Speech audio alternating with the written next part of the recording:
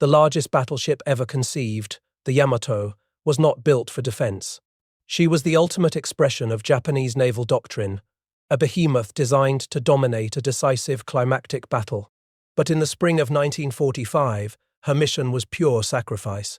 April 6th, the air on the flagship's bridge was thick with a solemn, almost hysterical gaiety. Orders had been issued to the crew: bring all inflammables topside, stow all personal belongings, and secure every watertight compartment. There was no hope of return. The Yamato was stocked with only enough fuel for a one-way passage to Okinawa. She was intended to draw American fire, acting as a gigantic floating decoy for the last desperate air attacks. Crewmen shared cigarettes and liquor, forcing themselves to write final letters. A midshipman assembled for debarkation was invited to a final toast, the sake warm in his cup. But as the moment for the sortie approached, the tension became unbearable. The navigation officer's hand shook violently. He dropped his cup, the porcelain shattering on the steel deck, the noise echoing like a gunshot, a symbol of broken dreams and impending doom. At 12 knots, the Yamato knifed through the waves of the Bungo Channel. She was accompanied only by a light cruiser and 3 destroyers. Captain Jiro Nomura, the executive officer, shouted a final desperate battle cry. They were the final arrow shot from the bow of an empire already collapsing. But to understand this desperate end, one must look back decades. The seeds of humiliation and ambition were planted long before the first shot was fired. The rivalry between Japan and the United States, escalating from trade to geopolitical influence, was the furnace in which war was forged. The first profound insult came in 1922 at the Washington Naval Treaty. The agreement imposed a rigid 5-5-3 ratio on capital ship tonnage. This limited Japan to just 3/5 the strength of the United States and Great Britain. For the proud naval establishment in Tokyo, this was a demotion. It was a public declaration of second-class status. The sentiment was devastating, captured by the bitter analogy whispered in naval circles. Rolls-Royce, Rolls-Royce, Ford. The treaty instilled a corrosive poverty complex within the Japanese command. This forced them to seek unconventional, high-risk strategies to overcome an enemy they knew they could not match in raw industrial capacity. This strategic inferiority complex collided violently with Japan's expansionist ambitions in China and Southeast Asia. The clash with American interests was inevitable, but the breaking point was economic. As Japan pressed deeper into resource-rich territories, the United States responded with an escalating series of sanctions. The abrogation of the US-Japan Commercial Treaty of 1911 was followed by crippling restrictions. This culminated in the summer of 1941 with a total oil embargo imposed by the ABCD powers: American, British, Chinese, and Dutch. Japan's war machine and its civilian economy ran entirely on imported oil. The embargo was not merely a sanction, it was a death sentence. Japanese leaders, staring into the void of national dissolution, became convinced they faced only one choice. Admiral Isoroku Yamamoto, commander-in-chief of the combined fleet, understood the terrible mathematics. He knew that if war began, Japan could only hope for a window of 6 months to a year. After that, American industrial might, the very capacity the 5-5-3 ratio had acknowledged, would crush them. The only chance lay in a swift, decisive gamble.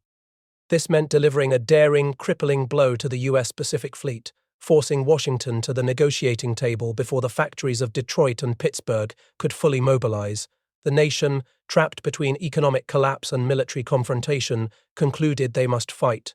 Yamamoto's strategic concept, the Hawaii Operation, was adopted in mid-October 1941.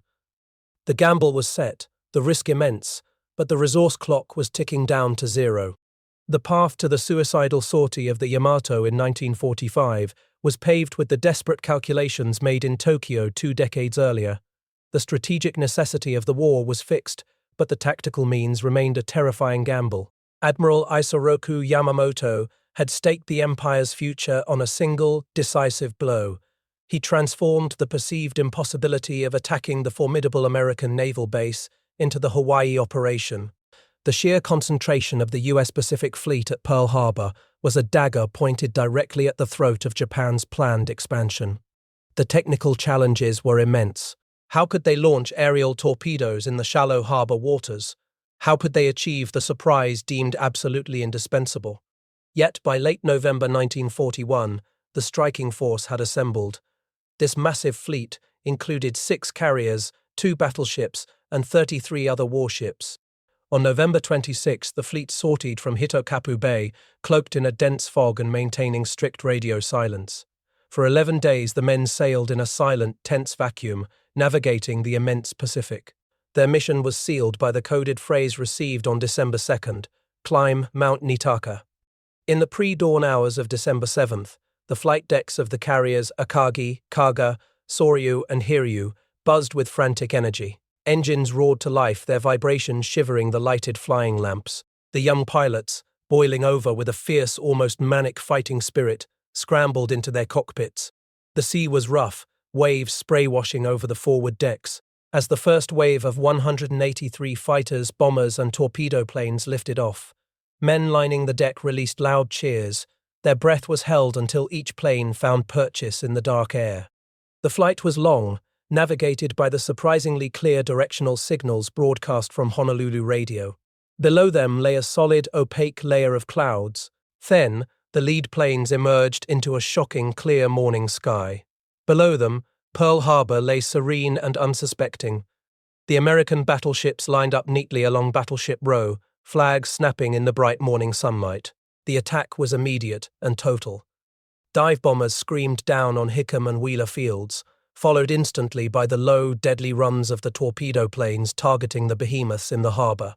At 0757, the first torpedoes found their mark.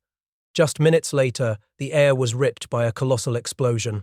A huge column of dark red smoke, thick and oily, rose violently to 1,000 feet. The shockwave reached the observing planes. It was the catastrophic detonation of the Arizona's magazine. The code was instantly radioed back to the waiting fleet. Tora, Tora, Tora. Successful surprise achieved. By the time the second wave of 171 planes arrived at 0840, the harbor was a cauldron of fire and smoke. 4 battleships were sinking, 3 severely damaged, their sides blasted off and flooded with heavy oil. The Utah had already capsized. The tactical success was undeniable, and the U.S. Navy's war plan was nullified as the Pacific Fleet was immobilized. But on the bridge of the flagship, Admiral Nagumo's staff was consumed by a profound sense of failure. Intelligence Officer Ono's assessment confirmed the worst. 5 battleships were in port, but the critical assets were missing. The United States aircraft carriers were nowhere to be found. Commander Genda lamented the terrible truth that no carriers were in. Furthermore, the essential land installations, the massive, irreplaceable fuel tanks, the dry docks, and the repair facilities remained untouched. The decisive blow Yamamoto had promised had landed, but the enemy's teeth were still intact. Despite the recommendation for a second attack wave to destroy these vital land assets, Admiral Nagumo made the fateful decision to retire. Crippling the battleships and the risk of running into the now alerted, missing carriers, or sustaining heavy losses from intensified anti-aircraft fire was deemed too great. The force turned west, leaving behind a tactical masterpiece that was also a profound strategic blunder. The immediate aftermath was a period of overwhelming triumph for Japan. Within days, the focus shifted to the Philippines. The initial air offensive, launched from Taiwan bases, was designed to crush American air resistance at a single blow. Japanese staff officers watched in astonishment as their planes returned with bewildering reports. "We met no opposition," aircrews reported, asking if they were really at war. American defenses were shockingly inept, lacking radar and failing to interpret reconnaissance. Planes were lined up neatly on fields, waiting to be destroyed. The Japanese Zero fighter, with its extended combat radius of 500 miles, proved superior to the American P-40 fighters. It became the sword, shield, and buckler of the assault. The Japanese air fleet functioned like a smooth-running locomotive, its Zeros the pistons driving the conquest. Within the first week, American air power in the Philippines was smashed. The speed and ease of this expansion, the rapid occupation of key islands, the successful landings in Southeast Asia, fed a dangerous new pathology into the Japanese high command, victory disease. The swift, low-cost successes bred an overconfidence that encouraged overextension rather than the consolidation Admiral Yamamoto knew was necessary. They had bought their 6-month window, but instead of digging in, they were already looking for the next gamble. The seeds of the Yamato's desperate final sacrifice had been sown in the intoxicating but strategically shallow waters of Pearl Harbor and Manila Bay. The intoxicating euphoria of victory disease was short-lived. By the spring of 1942, the Japanese Empire stretched across the vast Pacific, securing the vital resource areas they had gone to war for. Yet the High Command, blinded by easy conquests, continued to push the perimeter, seeking the ultimate definitive annihilation of the American fleet. This ambition led directly to the Central Pacific and a tiny, insignificant atoll, Midway. The plan was a study in arrogance and flawed doctrine. Admiral Nagumo's massive carrier strike force, the same one that had executed the flawless attack on Pearl Harbor, was assigned 2 incompatible missions. They were tasked to bomb Midway Island under a rigid timetable and simultaneously seek out and destroy the anticipated American fleet. Radio silence was maintained with religious fervor, crippling the flow of vital intelligence, even as intercepted communications hinted at brisk enemy activity. The Japanese High Command, clinging to the belief that their movement was unsuspected, committed a fatal error: inadequate reconnaissance. They lacked specialized search units, prioritizing attack aircraft instead, and launched only a handful of search planes in a single flawed phase. On the morning of June 4th, the Nagumo force cut through a heavy blanket of fog and mist. On the bridge of the flagship Akagi, the tension was suffocating. Captain Aishi argued for prioritizing the Midway attack to prevent disruption of the planned landings. Admiral Nagumo, however, kept returning to the critical unknown: where is the enemy fleet? They were 1,100 miles from Pearl Harbor, and the assumption was that the Americans would need significant time to sortie. At 0300, the flight decks roared to life. The first wave, heavily loaded with bombs for the island installations, was launched. Simultaneously, the inadequate search planes lifted off, including only 2 seaplanes from the Tone.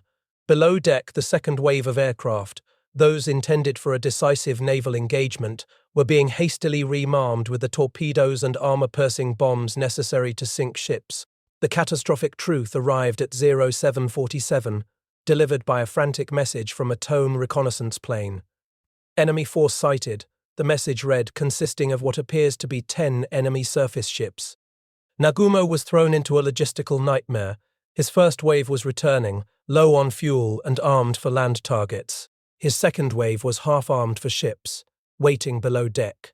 He ordered the planes rear-marved again, switching the weapons back from bombs to torpedoes, a process that littered the hangar decks with ordnance and fuel hoses.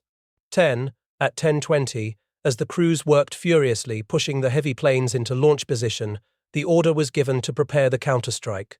Engines were warmed up, the deck a hive of activity, fuel sloshing, men shouting. The launch order was set for 10:24. The lookout's cry shattered the air. Helldivers. It was a nightmare played out in slow motion. The plump silhouettes of the American dauntless dive bombers were already upon them, having slipped through the inadequate search perimeter and found the Japanese carriers at their most vulnerable moment. The Japanese fighters, having just returned from their morning sortie, were caught out of position, unable to regain altitude in time. The 5 fateful minutes began. Black objects, bombs, floated eerily from the wings of the American planes. A crashing explosion rocked the Akagi. The deck plates reeled upward in grotesque configurations, instantly followed by a second, louder blast. A huge hole appeared in the flight deck, and planes, tail up, began belching livid flame and jet-black smoke. Induced explosions of aviation fuel and munitions devastated the ship. The Kaga and Soryo were hit almost simultaneously, giving off heavy columns of black smoke that rose like funeral pyres. On the Akagi, the dynamos failed, killing the lights and the pumps. Fireproof hangar doors were destroyed. The heat-laden air invaded the ship's lowest sections, and men began dropping from suffocation on the flaming decks. Captain Aoki pleaded with Nagumo to leave the burning hulk and shift his flag, a desperate race against time to save the command structure. By 11:30, Nagumo and his staff had transferred to the light cruiser Nagara. The Akagi was beyond saving. The loss of 4 carriers, the Akagi, Kaga, Soryu, and later the Hiryu, was not just a loss of ships. It was the near-total annihilation of Japan's most experienced naval airmen. Midway was the definitive turning point, shifting the strategic initiative irrevocably to the Allies. The Americans wasted no time exploiting this advantage. 2 months later, in August of 1942, the U.S. Marines landed on Guadalcanal. This unexpected move caught the Japanese military by surprise, forcing them abruptly onto the defensive. The campaign that followed was a grinding 7-month war of attrition, marked by poor coordination and horrific human cost. The Japanese Supreme Command, unable to grasp the magnitude of the Midway defeat, stubbornly clung to the goal of reinforcing Guadalcanal. That goal was never modified until abandonment became inevitable. The only way to get men and supplies onto the beleaguered island was through the night. This became the infamous Tokyo Express, a relentless high-tension run of destroyers and fast cruisers attempting to ferry troops and supplies through the Solomons. Rear Admiral Raizo Tanaka, commander of Destroyer Squadron 2, was tasked with this impossible mission. He knew the odds were stacked against him, landing troops in the face of the enemy with mixed units that had no opportunity for rehearsal. It was, he thought, a houseflies attacking a giant tortoise. Every single night, the Japanese destroyers, loaded with troops and drums of supplies, raced south from Rabaul, a nightmare of precision and terror. The men aboard were constantly on edge, the thick air heavy with the smell of engine oil and salt spray. The silence of the South Pacific was absolute, broken only by the churning of the propellers and the strained breathing of the crews. But the night, once Japan's undeniable tactical advantage, the arena where their superior torpedoes and night fighting training reigned supreme, the Americans had deployed advanced radar. On the night of October 11th, at the Battle of Cape Esperance, the Japanese cruiser force led by Admiral Goto was caught completely napping. They were expecting a night action based on visual sighting and searchlights. Instead, the American warships fought without illumination, firing blind. They were guided only by the cold, electronic eyes of their new radar. The attack was a crushing defeat for the Japanese. Admiral Goto, a friend of Tanaka, met a hero's death, and the cruiser Furutaka was lost. The desperation on Guadalcanal was profound. Troops were reduced to eating wild plants and animals, suffering terribly from malaria and starvation. The supply missions became increasingly desperate, forcing the Japanese to resort to the infamous drum method. Sterilized drums of rice and ammunition were chained together and pushed overboard, intended to be hauled ashore by starving, exhausted troops. Often the ropes parted, or American fighter planes now operating from the rapidly constructed auxiliary airfield on Guadalcanal machine-gunned the floating drums, sinking them instantly. Rear Admiral Tanaka's destroyers, running the gauntlet, were forced to remain on constant alert during the day.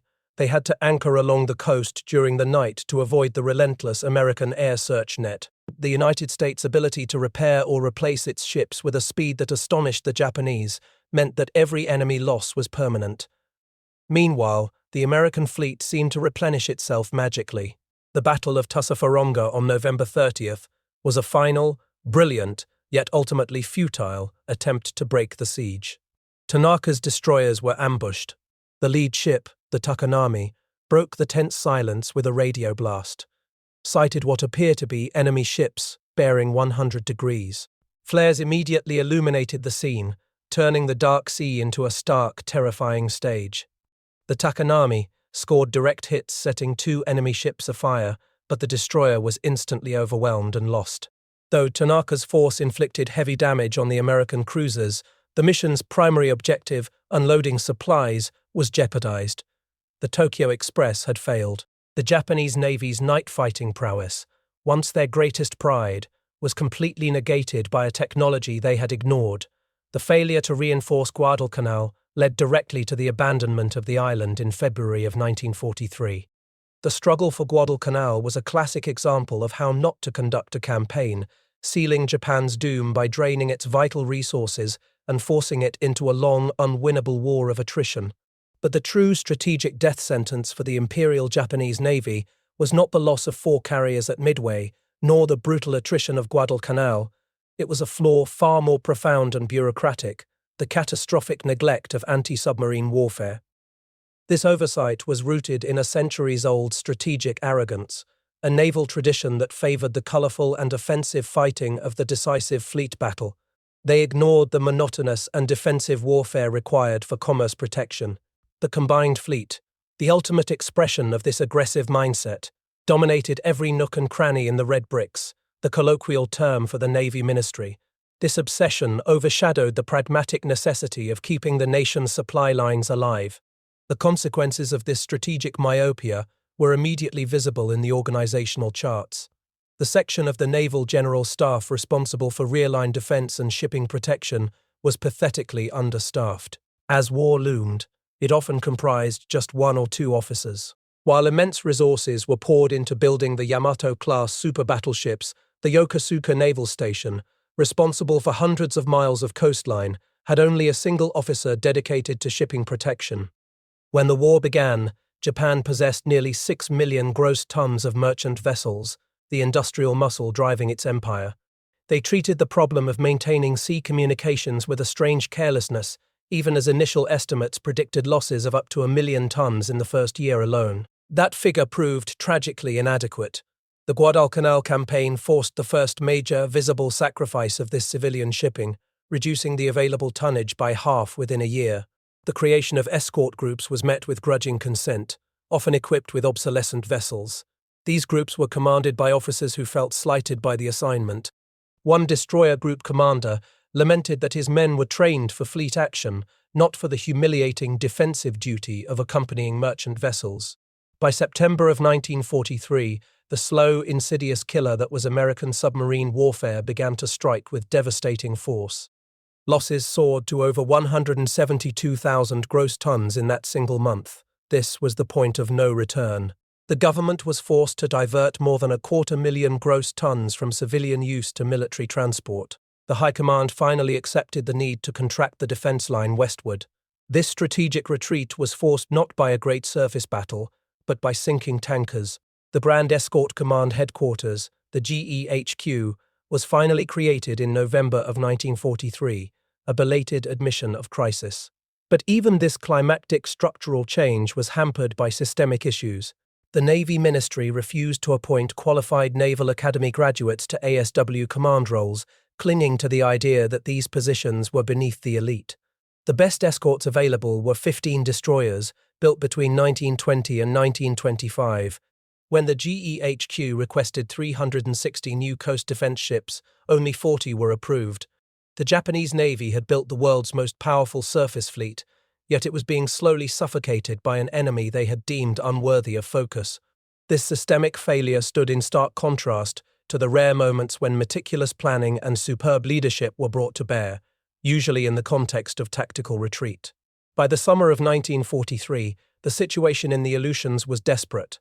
After the fall of Attu, the Kiska garrison was cold, wet, and surviving on short rations, utterly doomed.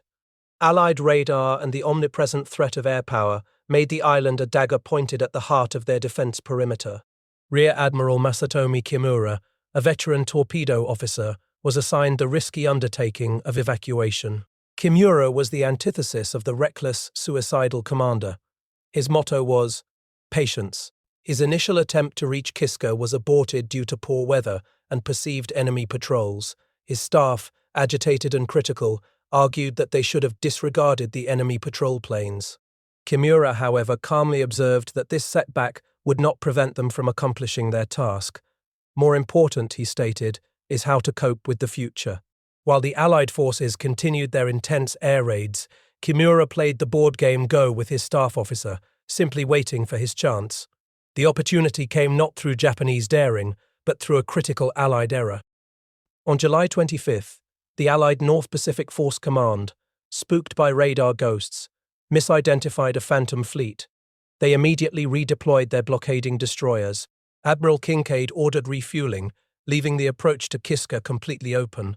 Kimura's force of 15 vessels, including 3 light cruisers and several destroyers, departed Paramushiro. The journey was a masterclass in tense, knife-edge navigation. They sailed into a cream-thick fog, where visibility dropped to only a few hundred yards. The dimly seen navigation and speed lamps were the only reference points as the ships maintained perilously scant intervals. A collision occurred between an escort vessel and the cruiser Abukuma, a stark reminder of the mission's fragility. Rear Admiral Kimura pressed on, relying on the accurate weather prediction of Admiral Akiyama, who forecast thick fog for July 29th. Now, we zoom in on Kiska Harbor on that foggy day, 1943. The fog was a salvation, a great white blanket that cloaked the sea. At 15:30 local time, Kimura declared, "Now the time is ripe." The evacuation force slipped into Kiska Harbor through a small, ghostly hole cut in the dense mist.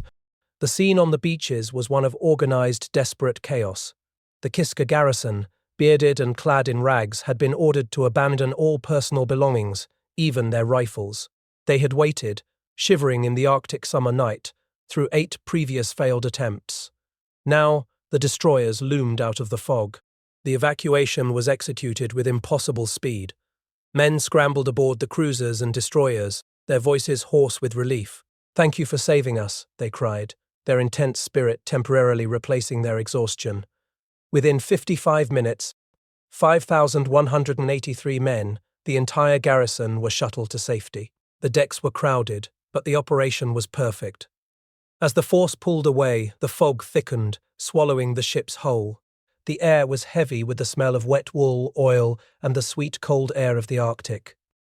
Kimura had achieved a miracle, a daring rescue without a single drop of blood spilled. 18 days later, 35,000 Allied troops landed on Kiska, only to find the island deserted. Food was still on the tables, clothes still hanging on the walls. The bird had flown the coop, a testament to Allied complacency and Kimura's calculated patience. But this tactical victory could not reverse the strategic tide. The Americans were rapidly adopting overwhelming technological advantages. The proximity fuse, or VT fuse, revolutionized their anti-aircraft warfare, turning Japanese air groups into targets for catastrophic, sudden annihilation. Simultaneously, the U.S. intelligence machine had achieved a critical victory. The death of Admiral Isoroku Yamamoto in April of 1943 came only after American codebreakers intercepted and decoded his travel itinerary, allowing his plane to be shot down. Faced with relentless pressure and unsustainable losses, the Japanese command was forced to begin the painful contraction of its empire. Forward bases shifted westward, from Truk to Palau and Singapore in early 1944. The defense perimeter was shrinking, reflecting the reality that the lifeline of the empire, the merchant shipping, was being relentlessly severed by the silent, unseen American submarine fleet.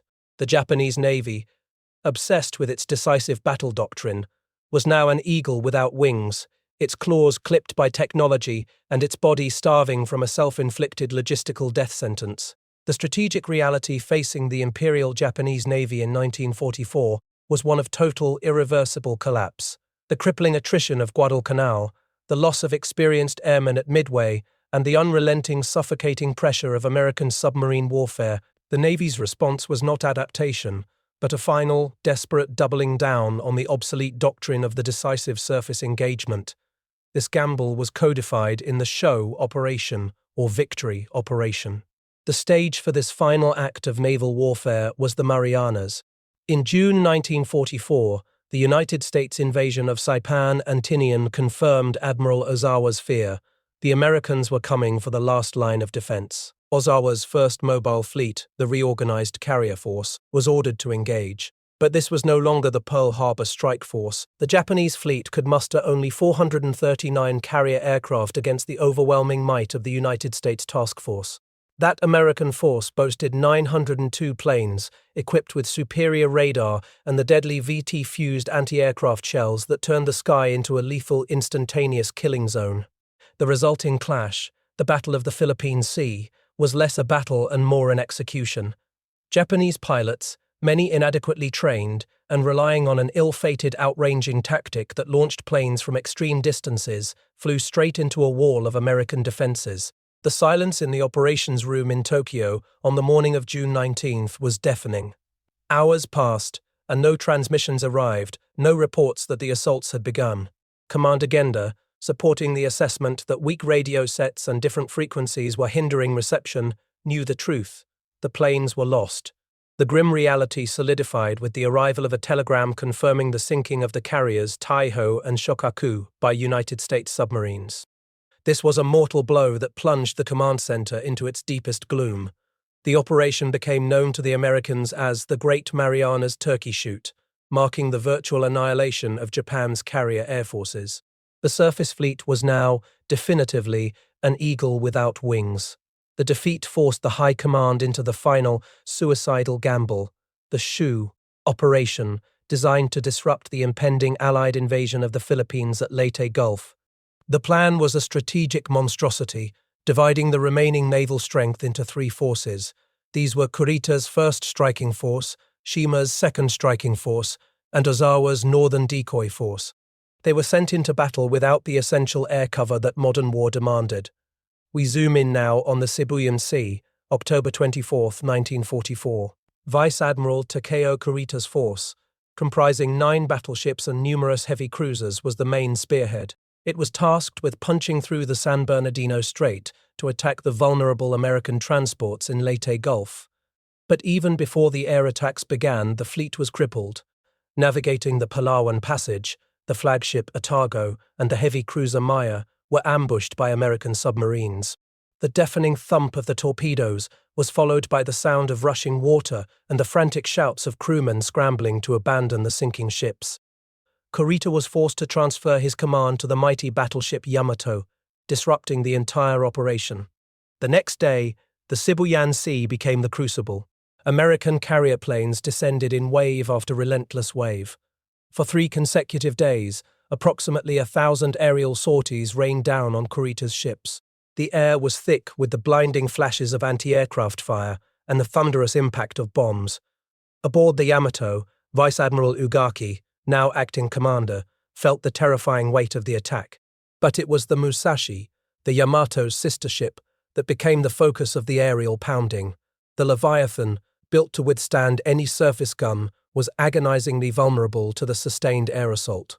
The officer aboard the Yamato was wounded in the waist by splinters from a bomb blast as near misses raised gigantic columns of water around the bow.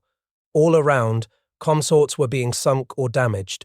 The men, the last elite of the combined fleet, maintained their fighting spirit, but the reality was inescapable. The age of the battleship was over. The Musashi, having absorbed dozens of torpedo and bomb hits, finally began to succumb. The internal damage was catastrophic, and the efforts of the damage control parties were futile against the sheer volume of water and fire. She sank slowly, a testament to her immense bulk. Her demise proved that a fleet of super dreadnoughts, however powerful their guns, could no longer qualify as the main striking force without air cover. That night, Kurita's battered force pressed on, passing through the San Bernardino Strait 6 hours behind schedule. Unknown to them, Ozawa's decoy fleet comprising 4 carriers, now essentially useless targets, had successfully drawn the main American carrier task force north. The path to Leyte Gulf was momentarily open. But to understand the catastrophe unfolding elsewhere, we must zoom in on the Surigao Strait on October 25, 1944. While Kurita was battling the air in the Sibuyan Sea, the Japanese southern force was sailing toward the narrow strait. This force, led by the battleships Fuso and Yamashiro, intended to strike the southern flank of the invasion fleet. The night was absolute black, the water calm, but the air was charged with a terrible anticipation. The Japanese were sailing straight into a textbook American ambush. Waiting for them were 6 American battleships, the West Virginia, Tennessee, and California among them, all sunk or damaged at Pearl Harbor and now fully repaired. They were supported by numerous cruisers and destroyers. The Japanese destroyers, the lead ships of the Southern Force, were the first to encounter the American destroyers lying in wait. The night exploded into chaos. The superior Japanese Type 93 oxygen torpedoes, the Long Lance, were launched, but the American destroyers, guided by radar, executed a devastating counterattack. The Japanese formation was savaged. The Fuso was struck by torpedoes, its magazine exploding in a colossal, blinding flash that split the ship in 2. The 2 halves burned furiously, lighting the entire strait. Then the American battleships opened fire. The repaired giants of Pearl Harbor were firing at point-blank range, guided by radar that rendered the Japanese night fighting advantage obsolete. The Yamashiro was struck repeatedly by 14-inch and 16-inch shells. The sheer weight of fire was unimaginable. The battleship was engulfed in flames, listing uncontrollably before finally capsizing and sinking. The Southern force was annihilated in the most devastating surface engagement of the entire war. Meanwhile, Kurita, having passed through the San Bernardino Strait, encountered what he believed to be the main American carrier task force off Samar. It was, in fact, only a screen of 6 lightly armed escort carriers and their destroyers.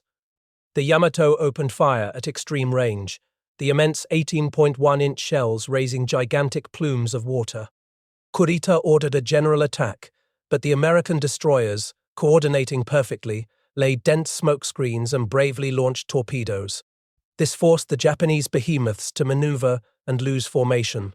Kurita, still convinced he was surrounded by powerful enemy carrier groups and concerned about his dire fuel situation, made the final fatal blunder. He abandoned pursuit, turning his force away from the undefended Leyte Gulf at 0910. He had lost a prize already in hand. Convinced that without air support his fleet was merely meat for the enemy, the Battle of Leyte Gulf was over. The Japanese Navy's offensive capability was irrevocably shattered. The collapse of the surface fleet left only one remaining option: the abandonment of all conventional doctrine and the embrace of the ultimate sacrifice. The failure of the Shu operation immediately catalyzed the strategic shift towards special attacks. Vice Admiral Takejiro Onishi, designated commander of the 1st Air Fleet, arrived at the command post with a small yellow flag fluttering from his car. The atmosphere was electrified with tension. The situation is so grave that the fate of the Empire depends on the outcome of the Shu operation, Onishi stated. This can be accomplished only by crash diving on the carrier flight decks with 0 fighters carrying 250-kilogram bombs. This radical departure, a complete heterodoxy of all lessons of strategy and tactics, was met with stunned silence. But the logic was simple. Conventional attacks were ineffective. Only the deliberate sacrifice of the pilot could guarantee a hit. Commander Tamai was tasked with forming the 1st Special Attack Corps. When Lieutenant Yukio Seki was selected as the leader, his quiet acceptance, "Please do appoint me to the post," momentarily dispelled the room's tension. The human cost was immediate and profound. At the command post, Onishi, his visage unusually pallid, addressed the volunteers. "Japan now faces a terrible crisis," he appealed, his voice shaking. "It is now up to spirited young men such as you." The spirit of joyful self-immolation pervaded the forces. Young reservists, mild-mannered and deeply patriotic, volunteered, leaving behind farewell letters and last mundane requests. One young ensign, about to fly a Baka bomb mission, the Oka rocket suicide aircraft, left a touching note to his wife and unseen son. His final recorded words were a mundane concern: "Keep an eye out for the new straw mats I ordered for the billet. 15 of them are supposed to arrive today." On October 25th, Lieutenant Seki's unit proved the horrifying efficacy of the tactic, inflicting damage where dozens of conventional aircraft had failed. Seki's successful dive into a carrier, followed by a colleague, marked the beginning of a desperate, bloody new phase of the war. The abandonment of naval doctrine was complete. The Japanese military had turned to its young men, asking them to offer their lives as the final, futile defense against overwhelming material might. The road to Tokyo was now paved with the sacrifice of the kamikaze. The final desperate phase of the war required a final desperate symbol. The Imperial Japanese Navy, its carrier fleet annihilated and its supply lines severed, had only one weapon left that embodied its obsolete, glorious past: the super battleship Yamato. Now we return to the largest warship in the world, the Yamato, steaming toward its fate. The voyage toward Okinawa was not a mission of conquest, but a sacrificial gambit. It was a gigantic, 70,000-ton decoy intended to draw American fighter planes away from the frantic kamikaze assaults. The ship was loaded with only enough fuel for a one-way passage. The light cruiser Yahagi and 3 destroyers were assigned, not to save the battleship, but to prolong its life. The night before the sortie, a grim gaiety pervaded the ship.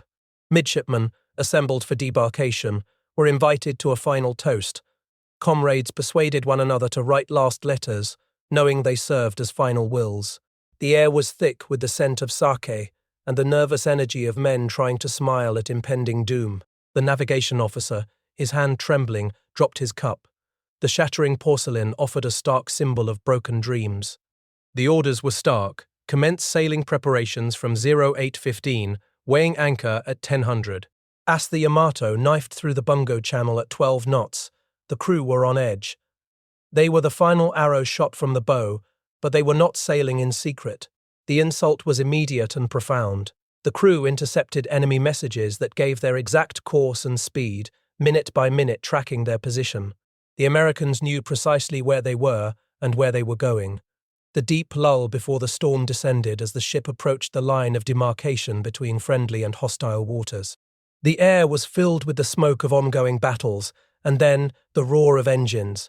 It was April 7, 1945, in the East China Sea. The attack began with a lookout's shout. "Over 100 hostile planes are heading for us."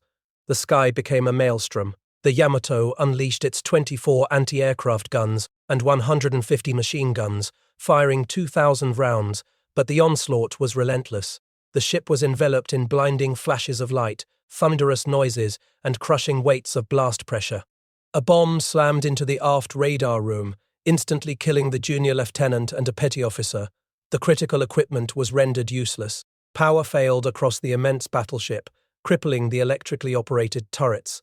The gunners were forced to rely on pure muscle and light signals to aim their weapons. The Yamato was rapidly losing its technological edge.